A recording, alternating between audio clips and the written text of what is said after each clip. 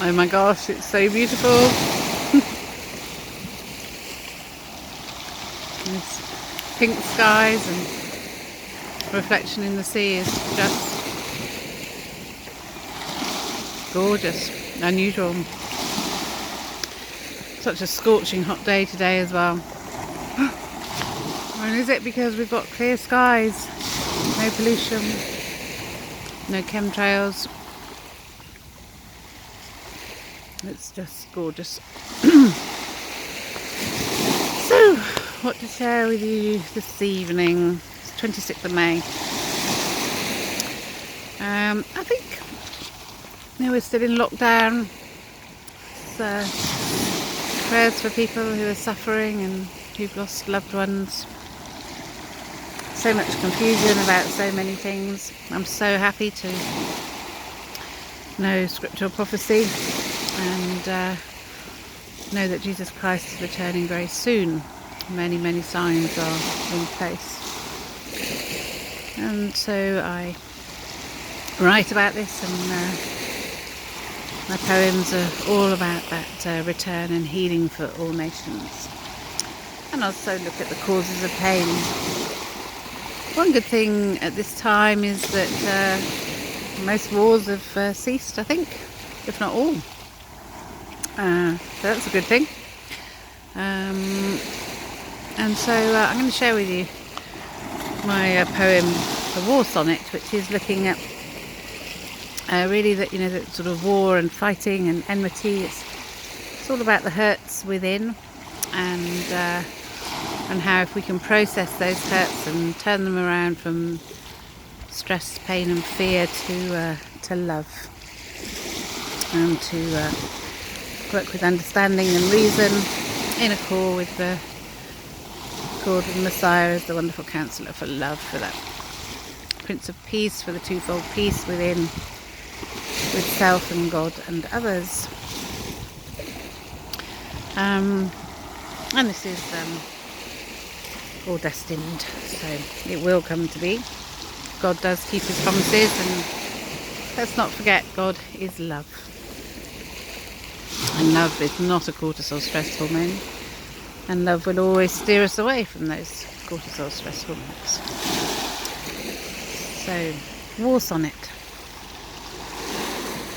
Explosions exploiting explosions exploiting men's balls and egos. Explosions exploiting the land, air and sea foes. Conflicting thoughts of thoughts, land and love. Conflicting thoughts not from heaven above. Conflict that blows off heads, arms and legs. Conflict that stops men sleeping in beds. Conflict that arises from stress and from fear. Conflict creating more than one tear. Conflict of man only hurts, maims and kills. Conflict of man makes us all stressed on pills. Conflict of man, from seeking his thrills, gives to the world a skin full of chills. Conflicts are only man's egos with issues, and conflicts are best dealt with therapy and tissues.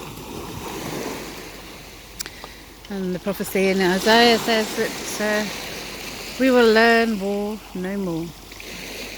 Do beat our swords into ploughshares and our spears into pruning shears. Let's turn to the garden, let's beat our weapons and tend the land, tend our gardens, grow. Then we don't have the plastic pollution. We have control over what goes on and into our food.